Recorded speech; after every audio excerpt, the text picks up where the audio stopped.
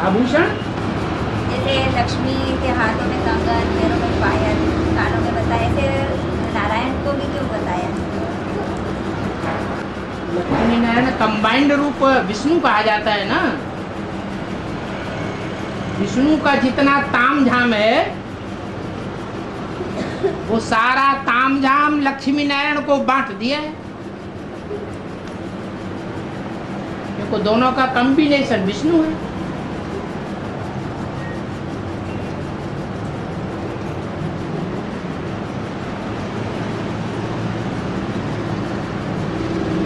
बालाजी हनुमान की छाती से पानी निकलता है।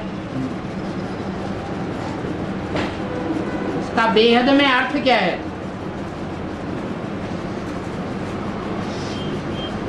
बाला माने क्या होता है? है? बच्चा। ब्राह्मणों की दुनिया में बाप का पार्ट किसका है और बच्चे का पार्ट किसका प्रसिद्ध है? राम बाप कहा जाता है और कृष्ण बच्चा कहा जाता है। तो कृष्ण वाली आत्मा राम बाप के दिल में समाई हुई है। जैसे कहते हैं कि बच्चा तो दिल का टुकड़ा होता है,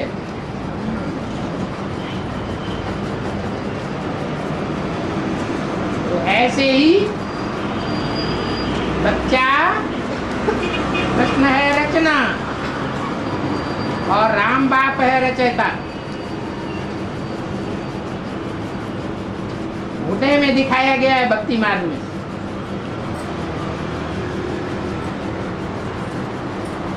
हनुमान जी छाती चीर के दिखाते हैं कि मेरे दिल में कौन बसा हुआ है।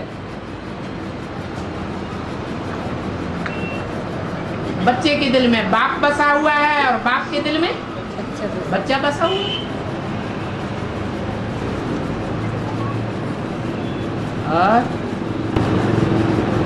और फिलॉसफी का मतलब क्या होता है? फिलॉसफी अंग्रेजी शब्द होते हैं। उसमें एक शब्द है फिलॉसफी, फिलॉसफर।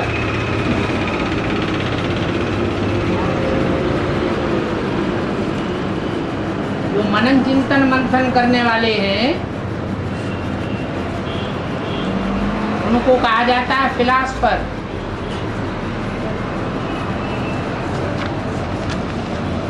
मनन चिंतन मंथन में उनकी बुद्धि लगी रहती है। मंथन करने से नई नई बातें निकलती हैं। फिलॉसफी में जो पास होते हैं उनको डॉक्टर ऑफ फिलॉसफी की उपाधि दी जाती है। माना मनन चिंतन मंथन करके उन्होंने कुछ नई बातों का आविष्कार किया,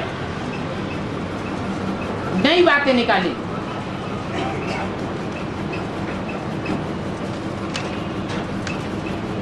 उनके उस कार्य को कहा जाता है फिलॉसफी।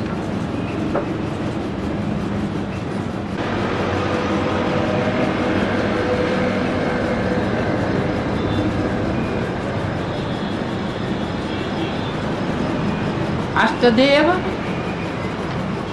जल्दी जल्दी प्रत्यक्ष होंगे, ऐसे अव्यक्तवाणी में बोला। तो दो मणके तो प्रत्यक्ष हो गए,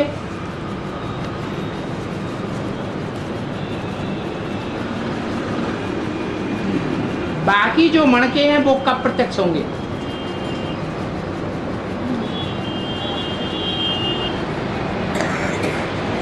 तो दो मणके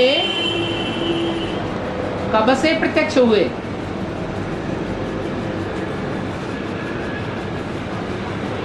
कितने साल हो गए? हैं? दो मणकों को प्रत्यक्ष होने में कितने साल लगे?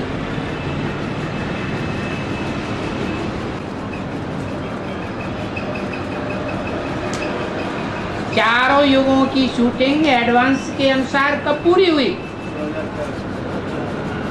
तो जब शूटिंग पूरी हुई उसी समय से अष्टदेवों की प्रत्यक्षता शुरू हुई।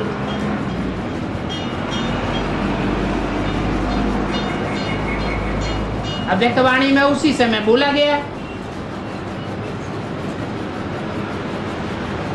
कि बाप दादा तुम बच्चों को नई दुनिया की सौगात देते हैं।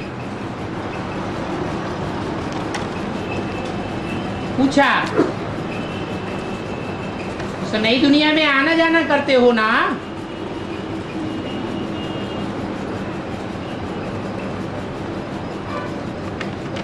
प्रैक्टिकल में भी आना जाना करते होंगे। सपोर्ट करने वाले बुद्धि से आना जाना करते होंगे।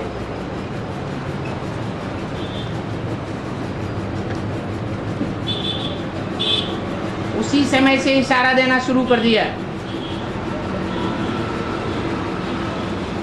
तो अष्टदेवों में से जो पहला देवता है, जहां से सूर्य उदय होता है, ईशान कोण, उत्तर और पूर्व का कोना,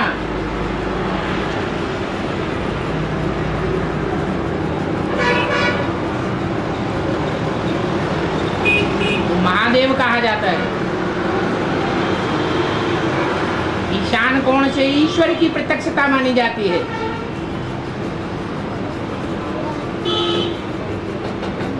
उसका स्थान त्रिमूर्ति में भी है।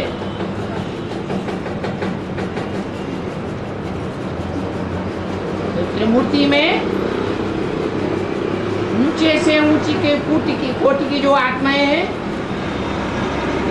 वो 8 हैं। तो एक तो पहले से ही प्रत्यक्ष है और दूसरे की प्रत्यक्षता होती है चारों युगों की शूटिंग का नजारा सामने आने के बाद।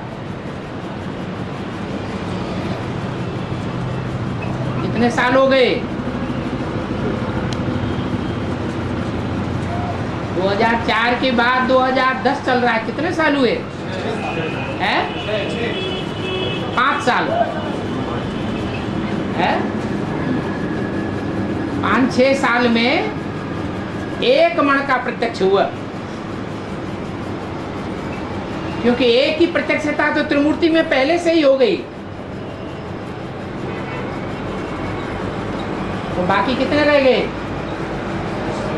6। उनके लिए बोला जल्दी जल्दी प्रत्यक्ष होंगे।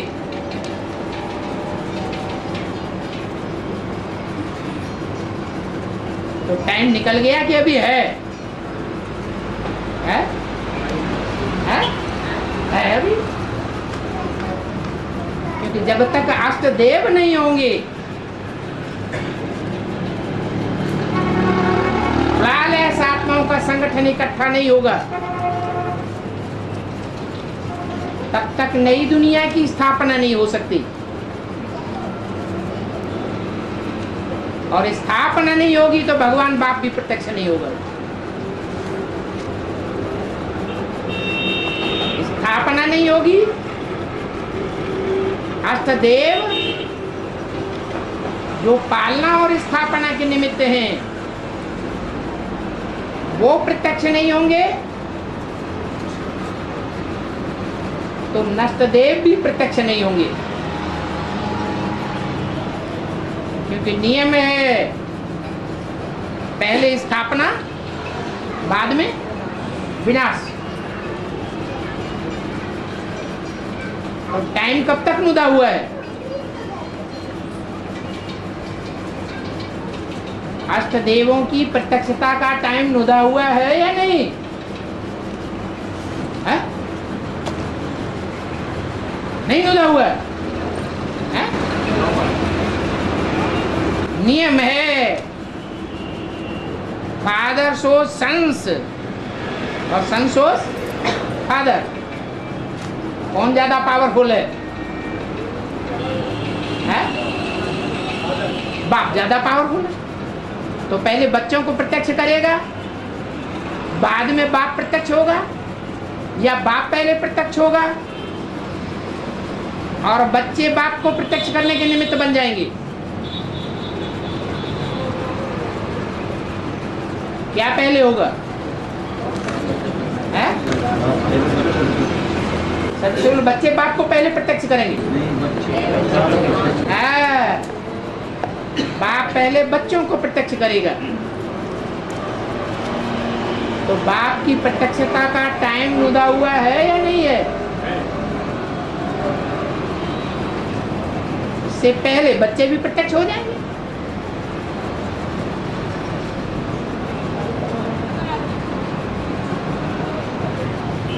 प्रश्न खत्म हो जाता है कि कब तक प्रत्यक्षता होगी? और स्त्री चोली में कितने होंगे और पुरुष चोली में कितने होंगे? स्त्री पुरुष की बात नहीं है, बात है आत्मिक स्थिति की। जो आत्मिक स्थिति में पहले पहले पक्के हो जाएंगे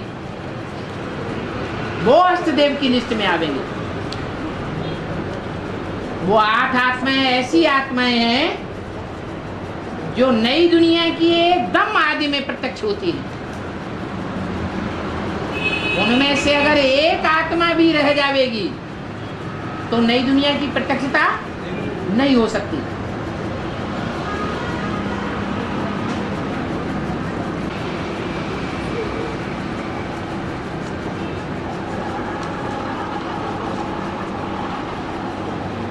प्रश्न आया है धर्मराज के यहाँ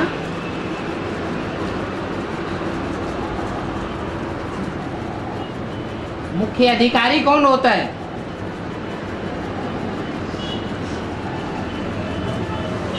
अरे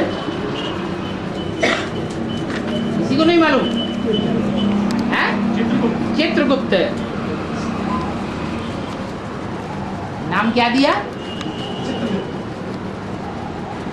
क्या गुप्त? चित्रगुप्त। उसका जो चित्र है वो गुप्त रखा जाता है।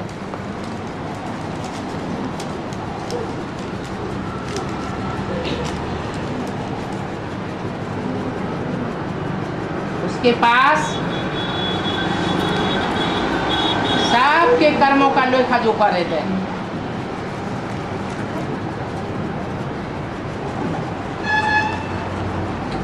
आज के जो ब्राह्मणों की दुनिया है, चाहे बेसिक ब्राह्मणों की दुनिया है, चाहे एडवांस के ब्राह्मणों की दुनिया है,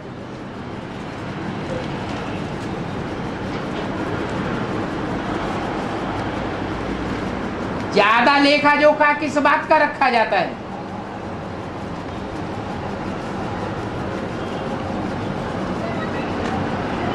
धर्म की बातों का, अर्थ की बातों का, कामना की बातों का, या मोक्ष की बातों का? प्रैक्टिकल में लेखा जोखा इन 4 में से किसका ज्यादा रखते हैं आज की दुनिया में? धर्म, अर्थ, काम, मोक्ष।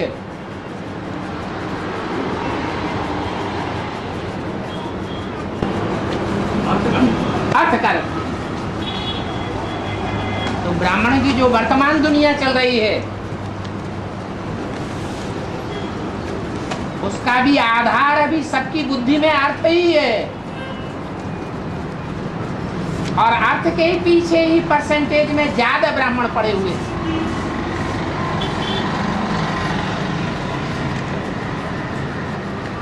अर्थ को सेवा का आधार समझ रखा है।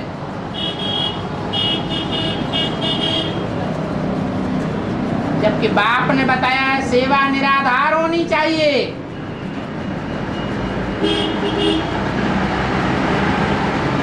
तुम धरती के सितारे, चैतन्य सितारे, निराधार चमकने वाले सितारे को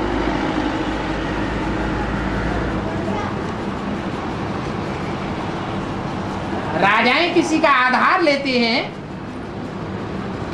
या निराधार होते हैं? निराधार होते हैं। राजा को किसी के आधार की आवश्यकता नहीं।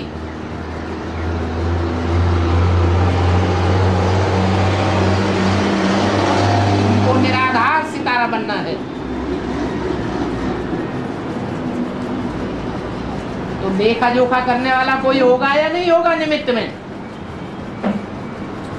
जो लेखा जोखा रखने वाले होंगे उनमें धर्मराज का कोई एक निमित्त होगा या सब निमित्त होंगे? 1% में ज्यादा होगा और दूसरे नंबरवार होंगे। तो जिसके पास ज्यादा हिसाब किताब का लेखा जोखा होगा और लंबे समय का लेखा जोखा होगा वो प्रत्यक्ष हो जाए।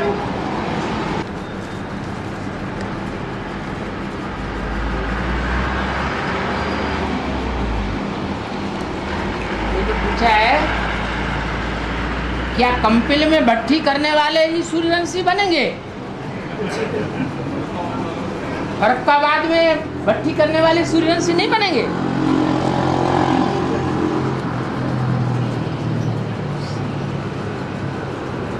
ऐसा कोई इशारा मुरली में आया है क्या? है? नहीं। मुरली में कंपिल का नाम लिया गया है या फर्रुखाबाद का नाम लिया गया है? फर्रुखाबाद का तो नाम लिया गया है।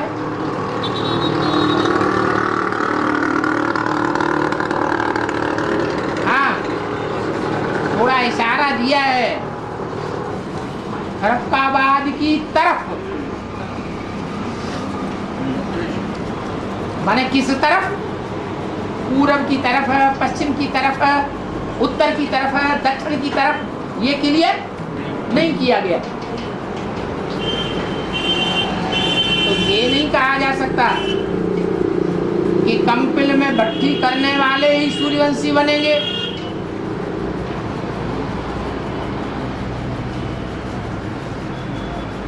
या फर्रुखाबाद में भट्टी करने वाले ही सूर्यवंशी बनेंगे।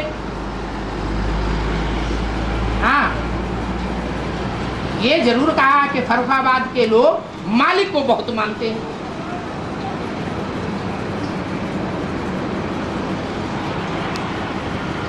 जैसे नेहरू जी थे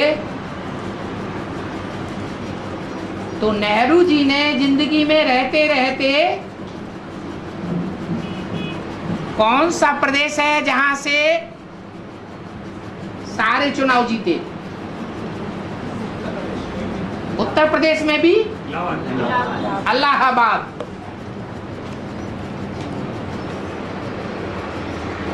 इलाहाबाद का हद का अर्थ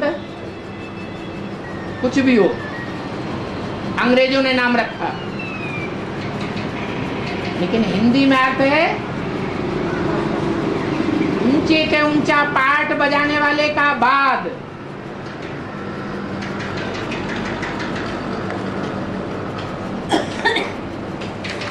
वाद माने मत।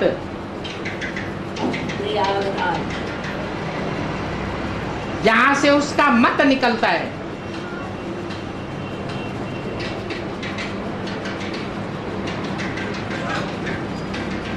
तो इलाहाबाद नाम हुआ।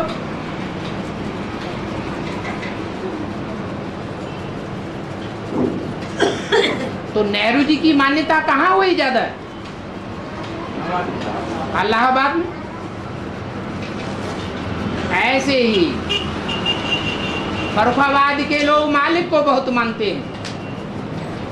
उनसे पूछो वो मालिक साकार है या निराकार?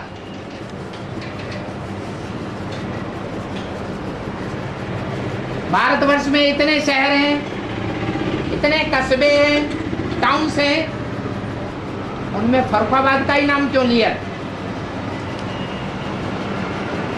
किसी दूसरे शहर का नाम क्यों नहीं लिया मालिक के अर्थ में? क्योंकि इशारा दिया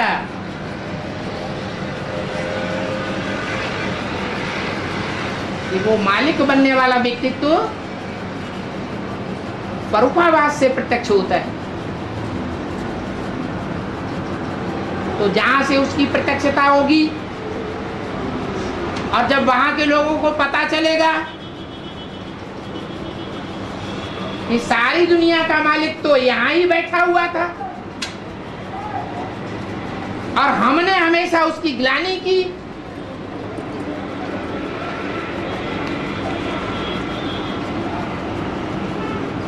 तो वो फॉलोअर बन जाएंगे या नहीं बन जाएंगे?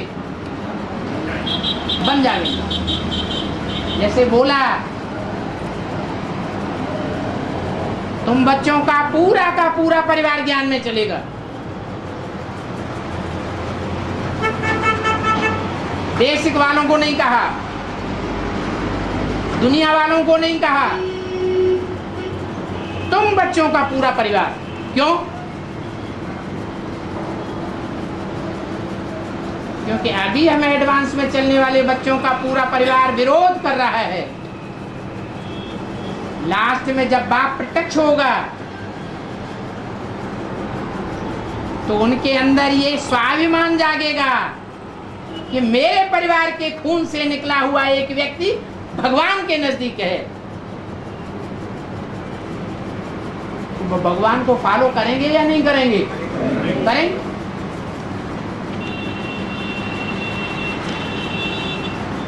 तो संख्या ज्यादा हो सकती है फरकावादियों की, बाकी ऐसा कोई नियम नहीं है कि फरकावाद के लोग या कंपिल के लोग ही सूर्यवंशी बनेंगे। दक्षिण भारत में पैदा होने वाले कोई भी सूर्यवंशी नहीं बनेंगे। ऐसा अज्ञान नहीं धारण करना है। और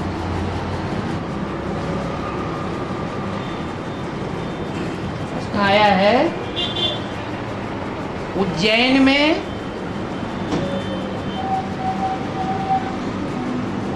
भगवान शंकर को मनुष्य की भस्मी क्यों चढ़ाते हैं?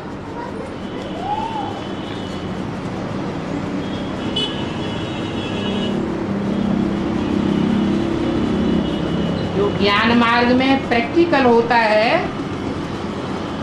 भक्ति मार्ग में उसका जड़त्व में यादगार मनाया जाता है। ज्ञान मार्ग में भगवान शंकर ने अपने तन को, मन को, धन को, समय को, संपर्क को, संबंधियों को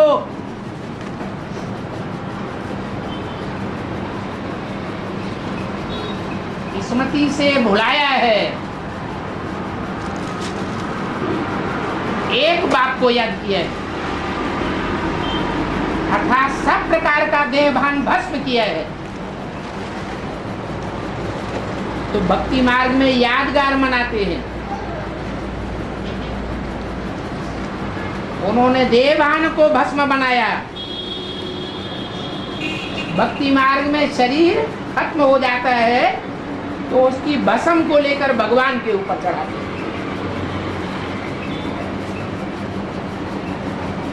जैसे राजनीति में हुआ, नेहरू जी मर गए, शरीर छोड़ गए, तो उनकी चिता की भस्म को सारे भारतवर्ष में फैला दिया गया।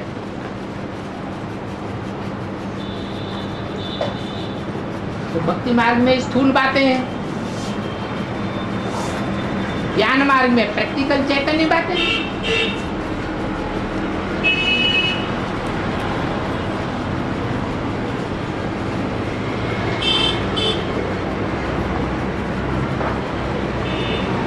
अगला प्रश्न है, एकादशी को 11 को चावल क्यों नहीं खाते हैं?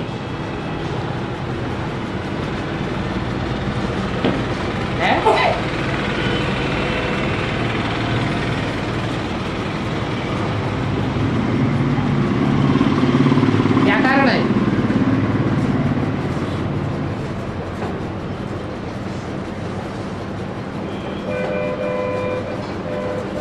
माने क्या? आत्मा, जिसका देह भान का छिलका उतार दिया जाता है, उसको कहते हैं चावल। टीका लगाते हैं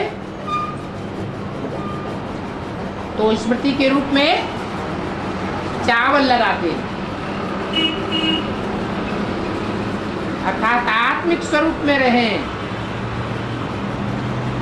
आत्मिक स्वरूप की याद आए।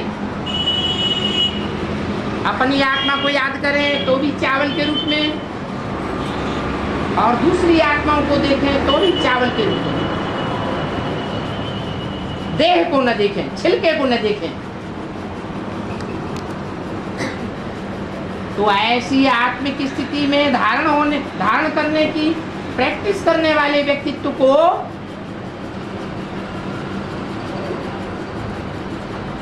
भोग नहीं करना चाहिए।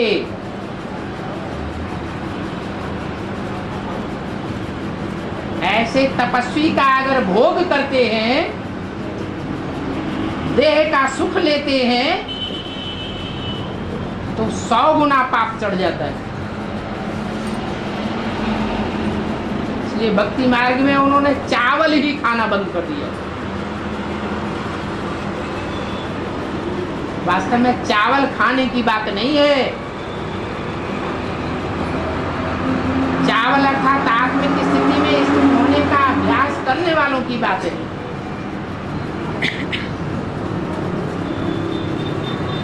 उनकी देह की सेवा ईश्वरीय सेवा में लगनी चाहिए, विश्व कल्याण में लगनी चाहिए। तन की सेवा, उसके तन का भोग नहीं करना चाहिए। अगर ऐसे तपस्वी का भोग कोई करता है तो उसके ऊपर 100 गुना देहभान का बोझ चढ़ जाएगा।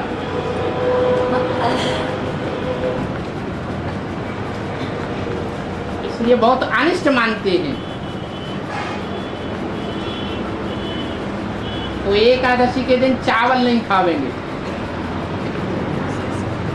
चावल की बात नहीं है। उससे चावल की बात है, आत्मा रूपी चावल की बात है, जिसका देहभान का छिलका उतार करके याद किया जाता है।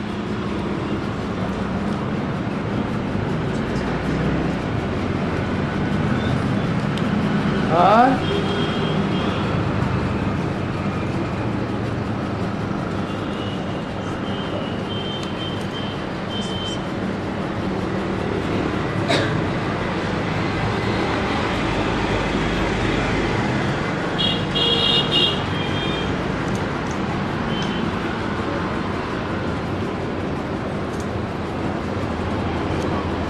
शुरुआत में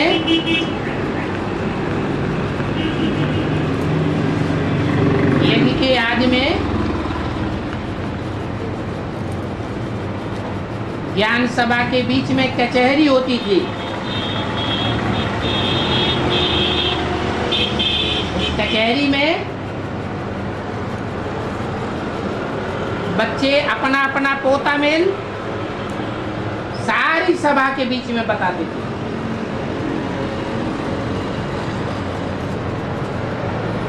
तो प्रश्न आया है कि अंत में भी ऐसे ही बतावेंगे?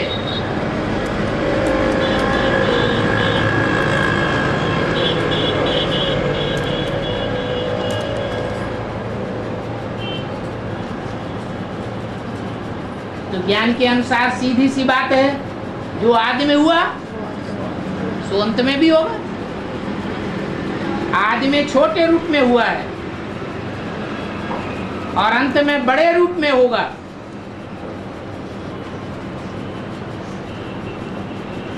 अभी तक भी बच्चों की बुद्धि में पूरा पूरा नहीं बैठा है कि सच्चा सच्चा पोता मेल देने से क्या होता है। बाप ने तो बता दिया, सच्चे दिल पर साहब राजी।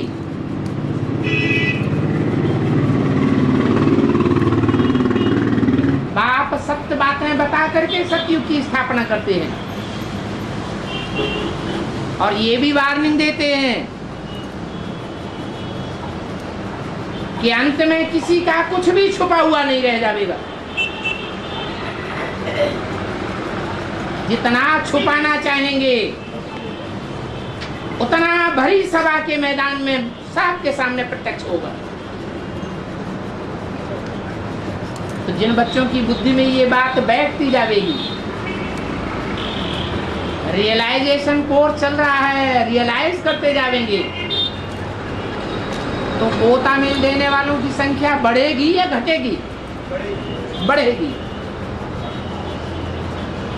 लिख लिख करके देना और एक एक पोता मेल को पढ़ना, इसमें तो बहुत टाइम जाता है। ये बड़ी सभा में मैदान में सबके सामने बताना शुरू कर देंगे, क्योंकि बाद में टाइम ही नहीं रहेगा। इसलिए बोला जो आदि में हुआ सो अंत में भी होगा।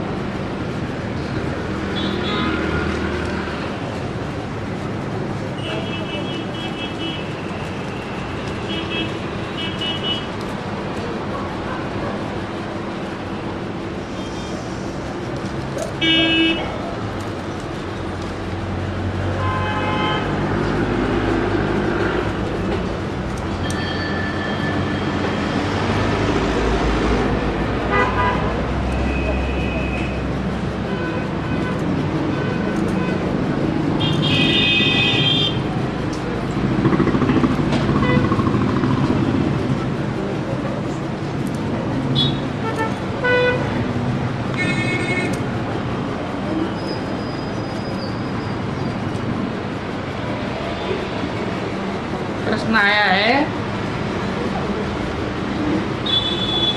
कि माताएं कन्याओं की ढाल होती हैं। कन्या है तलवार और माताएं हैं ढाल।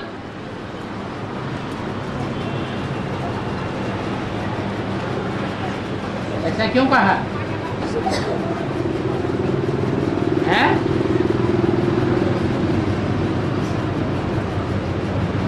तलवार की धार तीखी होती है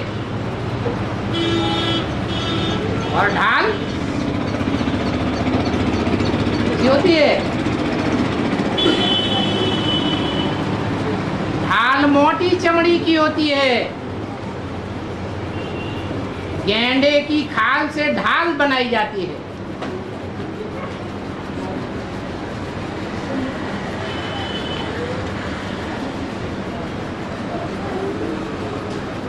माताओं की बुद्धि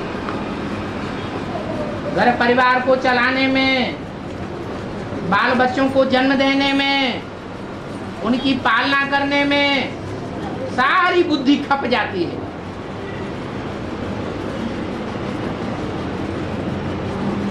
उसको ढाल की मिसाल दिया है। और कन्याएं पवित्र होती है। पवित्र बुद्धि में ज्ञान ज्यादा टिकता है, ज्ञान की धार तीखी हो जाती है। लेकिन अगर तलवार की सुरक्षा ढाल नहीं करेगी तो तलवार फेल हो जाएगी या पास हो जाएगी? है? फेल हो जाएगी। इसलिए तलवार को इस हिसाब से माता का सम्मान करना चाहिए।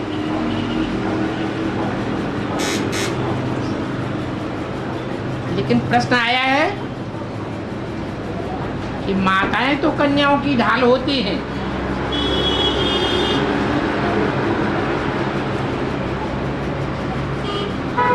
परंतु माताएं अगर अपने कर्तव्य को निभाते हुए कुछ आत्माओं के नाराज होने की निमित्त बन जाएं तो क्या माताओं के ऊपर बोझा चढ़ता है?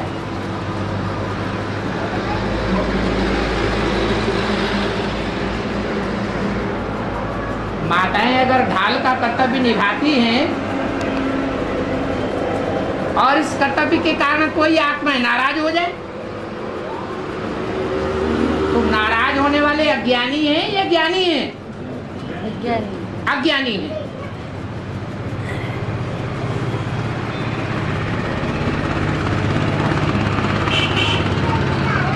अज्ञानियों की परवाह करनी चाहिए या ज्ञानियों की परवाह करनी चाहिए? हैं? अज्ञानियों की परवाह करेंगे तो लोक लाज में दब जाएंगे। बाबा ने तो बोल दिया, लौकिक संबंधी तो अज्ञानी हैं, अज्ञानियों से न कुछ पूछना है और न उनकी मत पर चलना है। नाराज तो होंगे ही, होते हैं तो होने दो।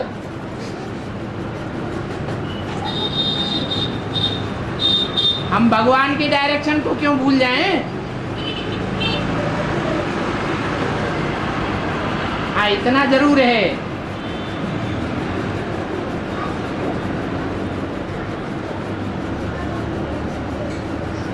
कि माताओं की बुद्ध रूपी हाथ वो ढाल चमड़ी थोड़ी मोटी होती है, कोई डायरेक्शन को पूरा समझ नहीं पाती है।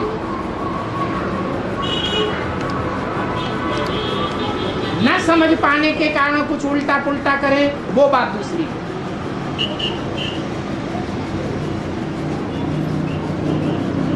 बाकी कन्या रूपी तलवारों को ढाल का सम्मान करना चाहिए, लेकिन ढाल एक हाथ में पकड़ी जाती है और तलवार तलवार दूसरे हाथ में पकड़ी जाती है। राइट हैंड में तलवार पकड़ी जाती है और लेफ्ट हैंड में ढाल पकड़ी जाती है। ये ध्यान देने की बात है।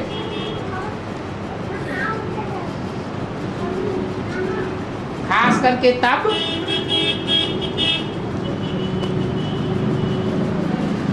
जबकि भगवान का कंबाइंड रूप ब्राह्मणों की दुनिया के सामने होता है। ब्राह्मणों की दुनिया ही उस रूप को पहचानती है। उस रूप का नाम क्या है?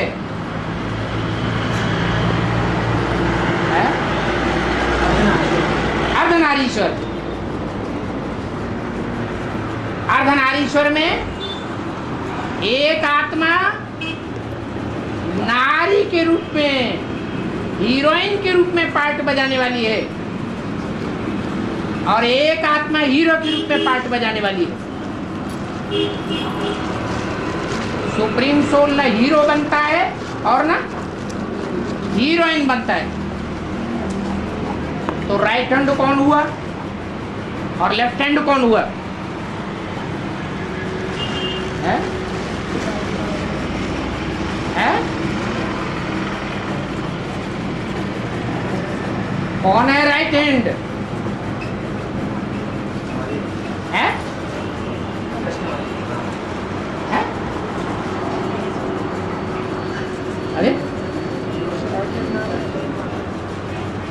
बाप आते हैं, प्रवेश करते हैं, एक राइट हैंड बनता है, एक लेफ्ट हैंड बनता है।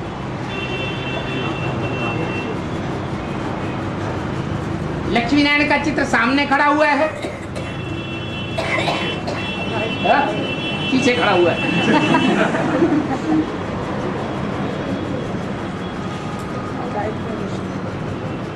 राइट हैंड में कौन है, लेफ्ट हैंड में कौन है? भक्ति मार्ग में भी जब युगल जोड़ी बनती है तो राइट हैंड में कौन होता है, लेफ्ट हैंड में कौन होता है? है? पुरुष को राइट हैंड में रखते हैं, तो पुरुष रूप में भगवान का प्रवेश होता है मुकर्रर रूप से, और लेफ्ट हैंड में मुकर्रर रूप से प्रवेश नहीं होता, टेम्परेरी रूप में प्रवेश होता है। तो एक है श्रीमत देने वाला,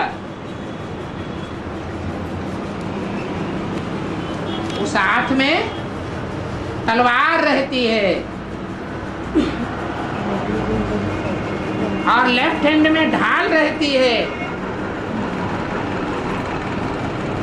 ढाल का अपना कर्तव्य है, तलवार का अपना कर्तव्य है। जहां तलवार को काम करना चाहिए वहां ढाल को इंटरफियर नहीं करना चाहिए। ऐसे अक्सर देखा जाता है कि कन्याएं जब किसी को समझाती हैं तो माताएं बीच में इंटरफियर कर करके बोलती रहती हैं।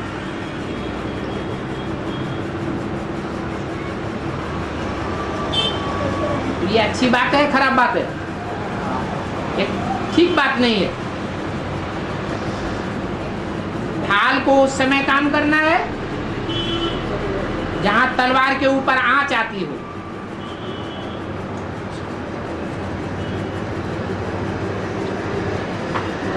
तलवार के ऊपर आक्रमण होता हो।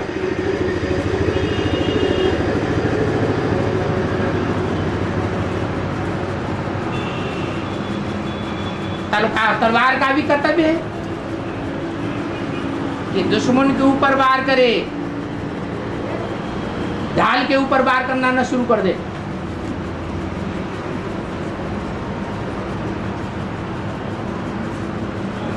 और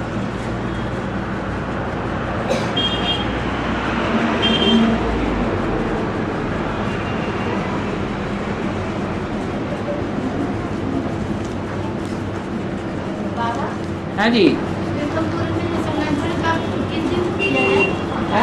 पीठमपुर में संगठन के दिन, पीतमपुर में क्या हुआ? संगठन के दिन, संगठन किस दिन किया है? 18 तो आपस में बैठ करके फैसला करें कि सबको किस दिन संगठन करना अनुकूल रहता है। बर्तालाव हैं? बर्तालाव और मूल्य पूरी सुनना चाहिए कि आगे नहीं सुनना चाहिए? वार्तालाप 3 घंटा चलता है तो बैठ करके 3 घंटा सुनेंगे? नहीं सुनते, नहीं इसलिए सबको इतना टाइम है कि 3 घंटे का वार्तालाप बैठ करके सुने? इसलिए बाबा की मुरली ज्यादा सुनो और वार्तालाप आधा घंटे कर दो। संडे छोड़कर किसी दिन रख है? संडे छोड़कर किसी दिन रख सकते हैं। जब छुट्टी का दिन हो उस दिन रखना ज्यादा अच्छा है, और बाकी सबकी जैसी सम्मति हो वैसा रख लो। बाबा छुट्टी के दिन तो मधुबन में क्लास रहता है। छुट्टी के दिन तो मधुबन में संगठन रहता है। टाइम तो अलग अलग होता है। नहीं, टाइम अलग अलग नहीं रहता, वो सारे दिन ड्यूटी का रहता है। कंपनी वाले रहते हैं ना। हाँ, कंपनी को संडे के दिन क्या होता है? संडे कंपनी के दिन छुट्टी रहती है तो मधुबन में क्लास करते हैं। हाँ हाँ, तो सारा दिन क्लास करते हैं क्या? नहीं, सारा दिन तो ड्यूटी करते हैं। संडे के दिन नहीं, संडे के दिन तो यहीं रहते हैं। तो पीथमपुर से आने में बाबा 3 घंटा आने में लगता है, 3 घंटा जाने में लगता है। हाँ, तो दूसरा दिन रख लो। तुम्हें रखने की ज्यादा चाव है। नहीं बाबा, ऐसा नहीं है। जैसे मधुबन की ऐसा है। गीता पाठशाला की टीचर बोलती है ना कि संगठन मासिक क्लास करना है, हाँ, मासिक का संगठन करना है, करो। तो उसके लिए बोल रहे हैं कि कब रखना है। हाँ, तो जैसी सबकी सम्मति हो वैसा कर लो। सब चाहते हैं रखना चाहिए तो रखो, सब चाहते हैं नहीं रखना चाहिए, बस मधुबनी काफी है, इतना ही हम टाइम नहीं दे सकते तो छोड़ दो। अभी प्रजातंत्र राज्य चल रहा है या राम का राज्य चल रहा है? प्रजातंत्र राज्य चल रहा है। बाबा से तो पूछना ही बेकार है। नहीं बाबा, बाबा नहीं पूछना है। मानते नहीं है बाबा। ऐसे ही बाबा बाबा मुख से कहते हैं, करते अपने स्वार्थ के काम है।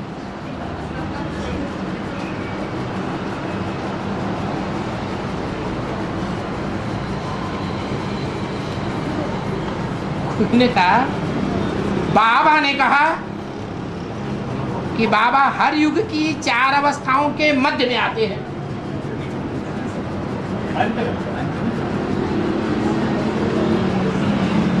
तो प्रश्न ही गलत है। हर युग के अंत में आते हैं। अंत में तमो प्रधान स्टेज होगी या मध्य में होगी? अंत में तमो प्रधान स्टेज होगी। तो हर युग की चौथी अवस्था में तामसी स्टेज में प्रत्यक्ष होते हैं।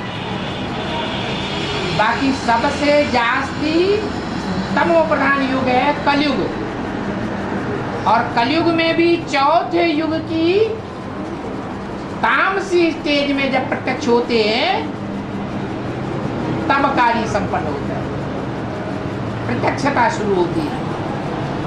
पहले बच्चों की प्रत्यक्षता और बाद में बाप की प्रत्यक्षता।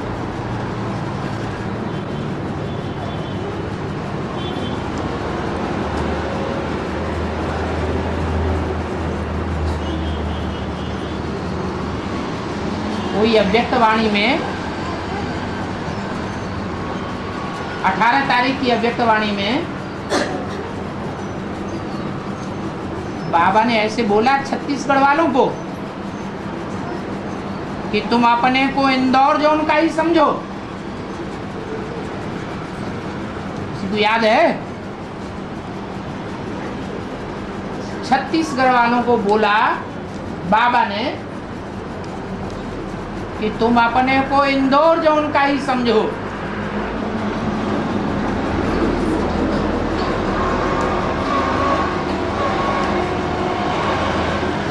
अगर ऐसे बोला है तो इंदौर जोन वालों की बदनामी होती है या सरनामी होती है? है? है?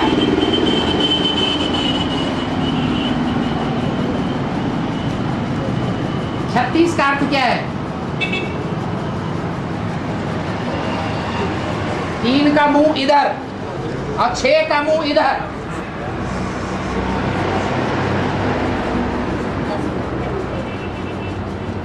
तो लड़ाई झगड़ा होगा या आपस में प्यार बढ़ेगा? तो इंदौर जोन वालों में प्यार होना चाहिए या 36 होना चाहिए या 63 होना चाहिए? 63 होना चाहिए।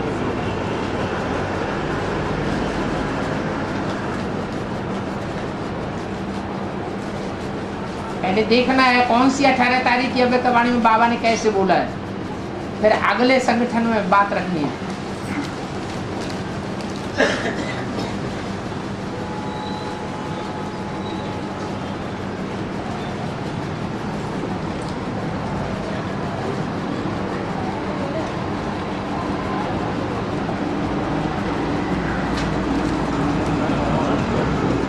क्या है? बाबा जो काशी में मरेंगे वो स्वर्ग में जाएंगे, और जो काशी के बाहर मरेंगे उनके लिए स्वर्ग में कोई स्थान नहीं है। यदि स्थान नहीं है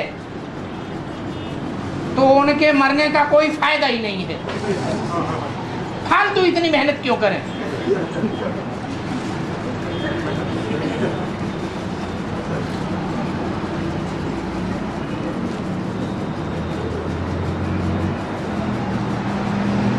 पहली बात है,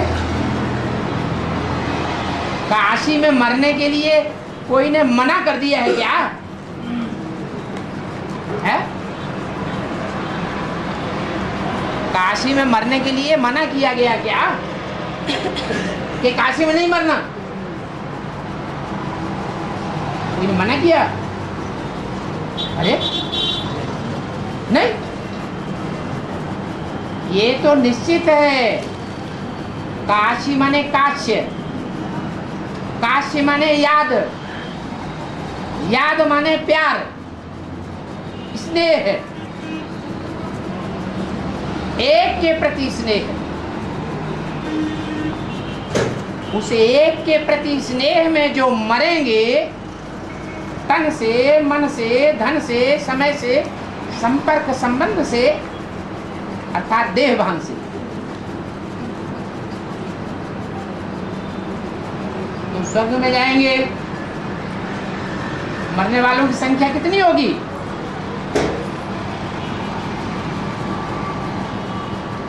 ऐसे स्वर्ग में जाने वालों की संख्या कितनी होगी जो देवान से मरेंगे?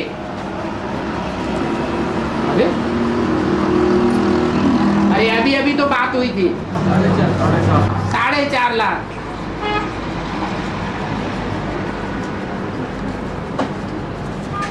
तो यहाँ बैठने वालों में से कोई ऐसे भी हैं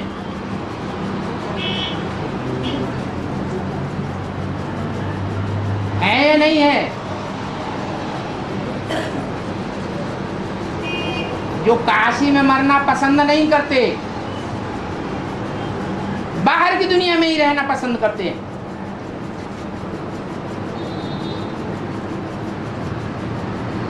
तुम बच्चे परमधाम को सृष्टि पर उतार लेंगे। वो परमधाम कहाँ होगा? है?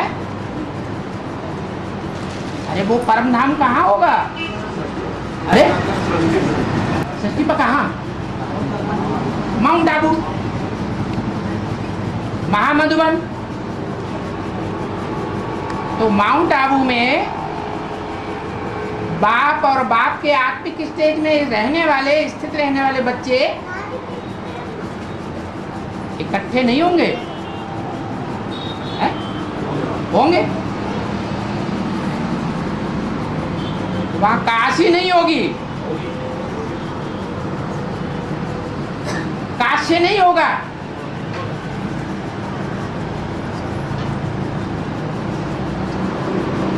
वहां काशी को पीने वाला, सृष्टि का निर्माण करने वाला कश्यप ऋषि नहीं होगा।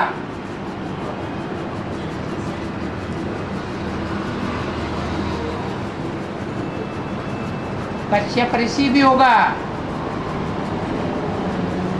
दिति भी होगी और अदिति भी होगी।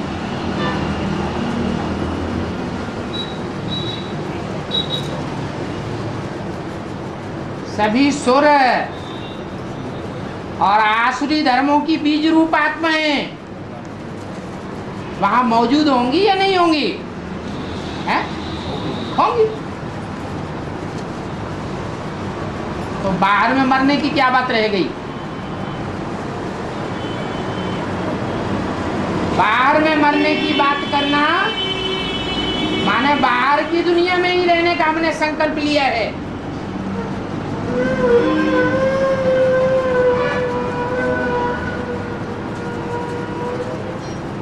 ये दुनिया ब्राह्मणों की हमको अच्छी नहीं लगती।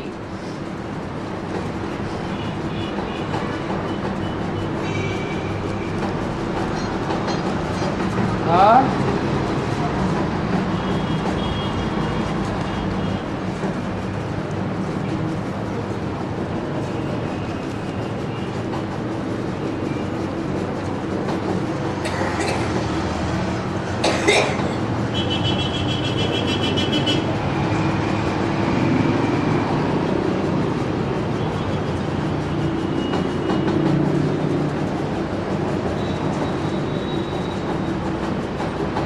बाबा, अंदर का प्यार और बाहर का प्यार, बाबा के पास इसकी भारी युक्ति है।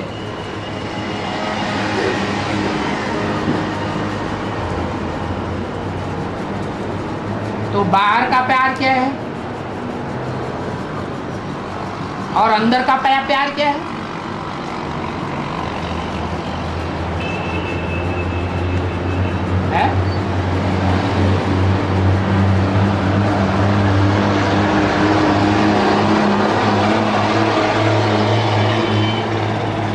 अरे ये तो दुनिया वाले भी जानते हैं, भक्ति में भी बोला हुआ है, हित आन हित पशु पक्षी जाना। मानुष तन गुण ज्ञान निधन।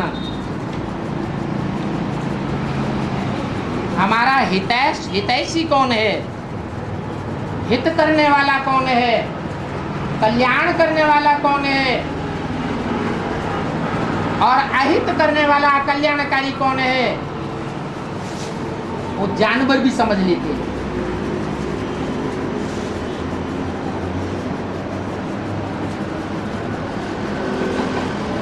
तो मनुष्य नहीं समझ सकता कि देने वाला हमको अंदर का प्यार दे रहा है या बाहर का प्यार दे रहा है।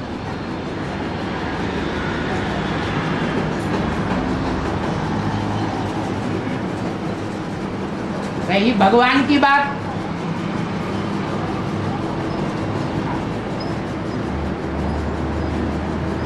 भगवान अच्छों के लिए अच्छा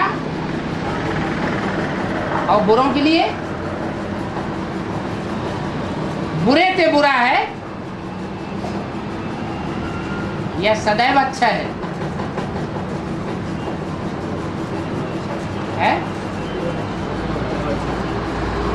बुरों के लिए भी अच्छा है और अच्छों के लिए भी अच्छा है। फिर अंतर क्या है?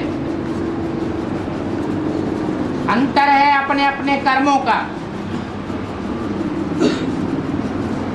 भगवान का कोई दोष नहीं है। जैसा चश्मा चढ़ा हुआ होता है वैसा ही भगवान दिखाई पड़ता है।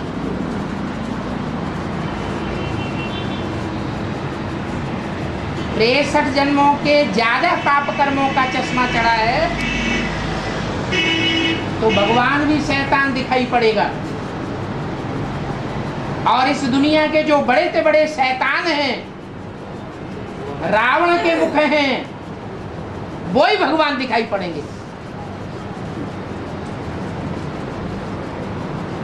अब इसको चाहे कह लो भगवान की युक्ति, अंदर का प्यार और बाहर के प्यार की युक्ति कह लो।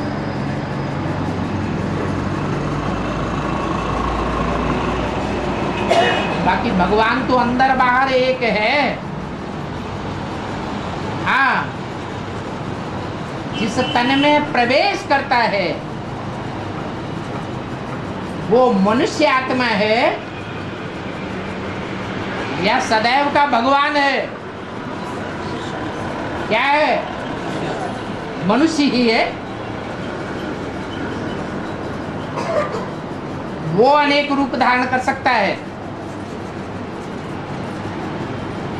भगवान तो सभी के लिए प्यार का सागर है।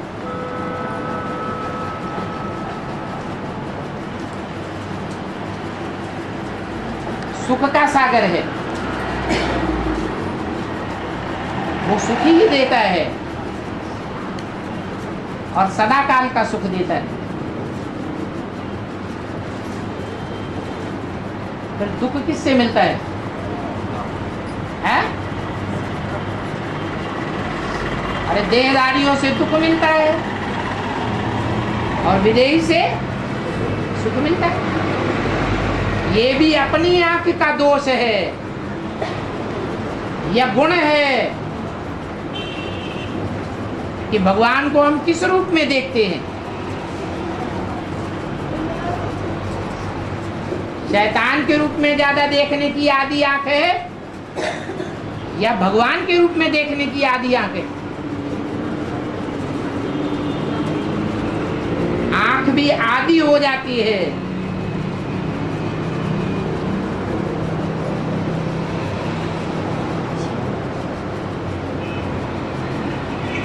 ऐसे बाप तो कहते हैं बाप विदेशी बन करके आया हुआ है।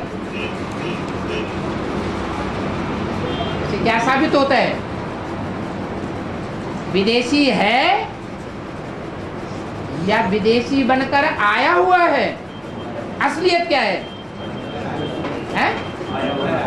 आया हुआ है, विदेशी है नहीं। और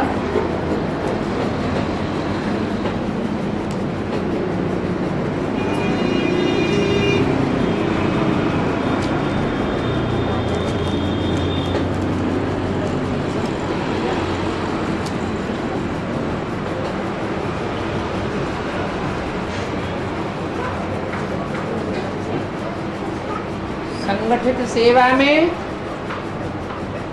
संगठन बनाकर जो सेवा की जाती है उसमें और व्यक्तिगत सेवा में ज्यादा महत्व किसका है?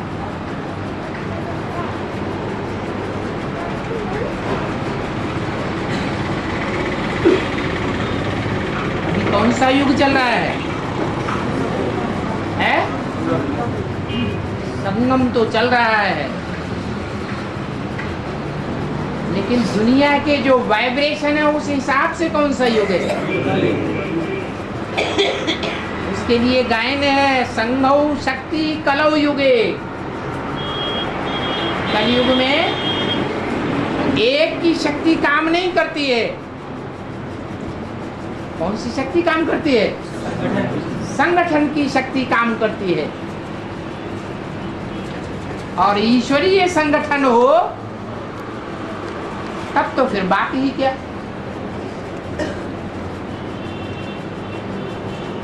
आसुरी संगठन में और ईश्वरीय संगठन में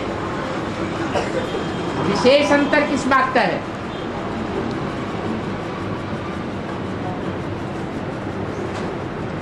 जैसे इस्लामियों का संगठन है दुनिया में, सब मुसलमानों की बुद्धि कहाँ लगी रहती है? दुनिया में कौन सा स्थान है? काबा में। तो कलयुग के युग में सबसे ज्यादा राज्य दुनिया के हिस्से पर किसने किया है? इस्लामियों ने किया। लेकिन वो आसुरी राज्य कहें, हिंसक राज्य कहें या अहिंसक राज्य कहें, ईश्वरीय राज्य कहें, वो आसुरी राज्य है, हिंसा का राज्य है। बाप अहिंसक शक्ति स्थापन करने आए हैं। अहिंसा डबल है।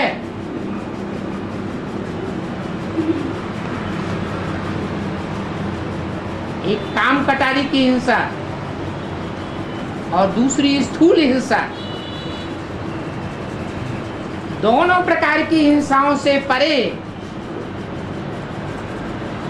जो अहिंसक बन करके रहते हैं ब्राह्मणों की दुनिया के बीच में, वो व्यक्तिगत सेवा पसंद करेंगे या ब्राह्मणों के संगठन में रहकर के सेवा पसंद करेंगे?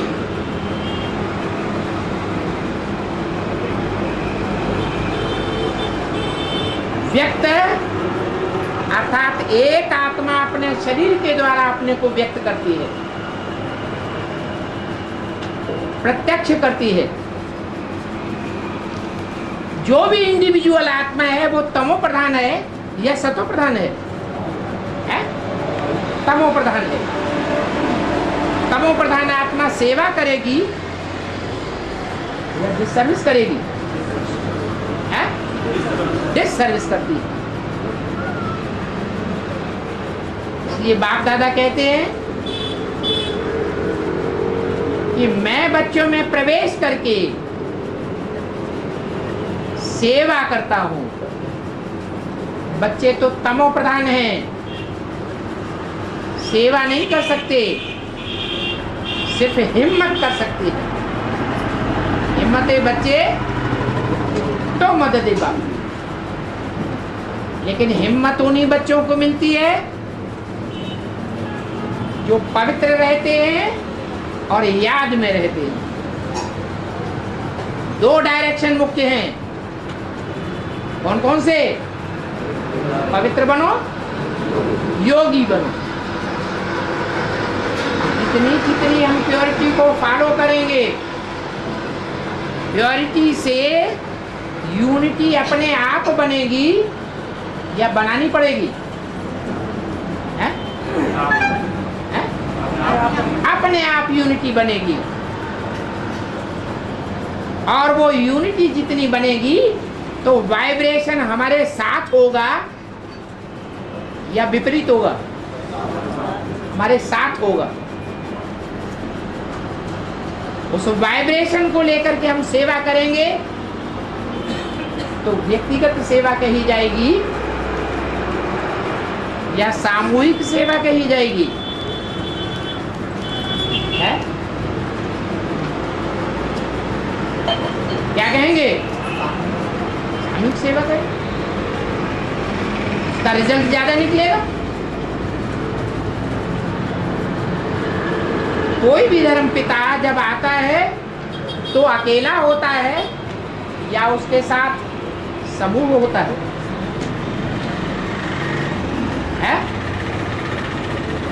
कोई भी धर्म पिता जब आता है तो अकेला होता है, व्यक्तिगत होता है या समूह के साथ होता है? समूह के साथ होता है। आते ही अकेला होता है। चाहे सनातन धर्म का बीज सनत कुमार ही क्यों न हो, पहले व्यक्तिगत होता है, व्यक्तिगत सेवा करता है। उस सेवा की आवाज ज्यादा निकलती है या जब वाइब्रेशन बन जाता है समूह का तब आवाज ज्यादा निकलती है? वाइब्रेशन जब समूह का बन जाता है, प्योरिटी की पावर जितनी जास्ती बढ़ती जाएगी उतना ही ज्यादा समूह की ताकत बढ़ती जाएगी और वो वाइब्रेशन काम करेगा। इसलिए बहुत से ब्राह्मणों का मंतव्य है कि हम अपने घर में बैठ करके याद करेंगे, सेवा करेंगे। गीता पाठशाला में हमें जाने की दरकार नहीं है, मधुबन में जाने की दरकार नहीं है।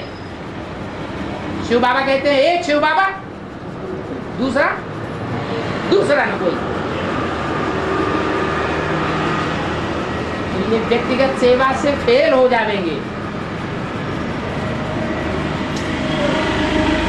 बाप हमारे साथ है तो बाप के साथ हमारा परिवार भी है। परिवार को छोड़ दें, लात मार दें और बाप को ग्रहण कर लें तो चलेगा? बाप स्वीकार करेगा? नहीं स्वीकार करेगा। और